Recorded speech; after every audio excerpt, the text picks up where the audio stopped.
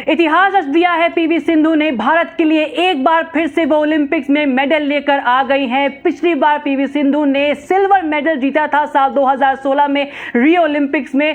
इस बार वो bronze medal लेके आई हैं और उन्होंने रिकॉर्ड बना दिया है। भारत की वो पहली महिला खिलाड़ी बन गई हैं 2 ओलंपिक पदक जीतने वाली। वहीं सुशील कुमार के रिकॉर्ड का उन्होंने बराबरी कर ली है, क्योंकि सुशील कुमार ने रेसलिंग में उन्होंने लगातार 2 मेडल जीते थे, ब्रॉन्ज और सिल्वर। और यहां पर भी हम देख रहे हैं सिंधु ने भी ब्रॉन्ज और सिल्वर मेडल भारत की झोली में डाल दिए हैं। टोक्यो ओलंपिक्स में भारत का ये तीसरा मेडल है। पहला था मीराबाई चानू, दूसरा लवलीना बोरगोहेन का, जिन्होंने अभी तक अश्योर कर दिया है मेडल। उसका रंग क्या होगा वो अभी देखना बाकी है, क्योंकि उनके आने वाले मुकाबले अभी होने हैं। लेकिन पीवी सिंधु ने ब्रॉन्ज मेडल जीत दिया है और भारत की एक और बेटी ने पूरे देश को गौरवान्वित किया। इसी के साथ साथ आपको याद हो कि प्राइम मिनिस्टर मोदी ने उनके साथ आइसक्रीम खाने का वादा किया था जब वो जीतकर वापस आएंगी, और अब वो जो वादा है उसको वो याद दिलाते दिखाई भी दिए हैं एक ट्वीट के जरिए। President Ramnath Kovind, sports minister, तमाम लोगों ने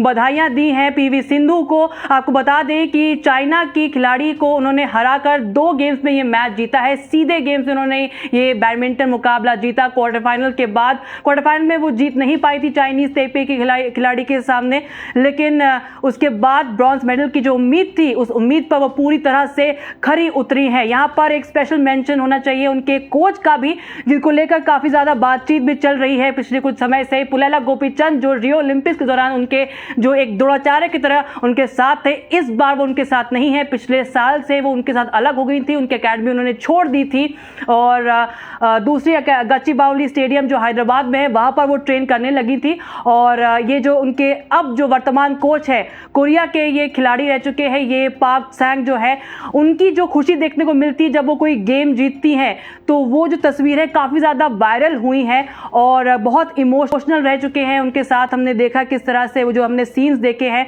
और जिस तरह से गाइडेंस दी है, हमने देखा है कि किस तरह का एक नयापन वो उनके गेम में लाए हैं। अग्रेसिव खिलाड़ी किस तरह की वो बनती आई है पिछले कुछ समय से। अपनी कमजोरियों पर उन्होंने काम किया है, कमजोरी को अपनी मजबूती भी बनाया है, और सब लोग हमेशा से जानते आए हैं कि वो एक बिग मैच प्लेयर है और आज उन्होंने वो फिर से दिखा दिया। सेमीफाइनल में जरूर एक हार्ट ब्रेक रहा, क्योंकि उम्मीद थी कि इस बार वो सिल्वर से आगे बढ़कर गोल्ड लाएंगी, लेकिन फिर भी भारत को आज भी उतना ही गर्व है इस बेटी पर जिन्होंने ब्रॉन्ज जीता है। दूसरा पदक है ये उनका ओलंपिक्स में, याद रहे।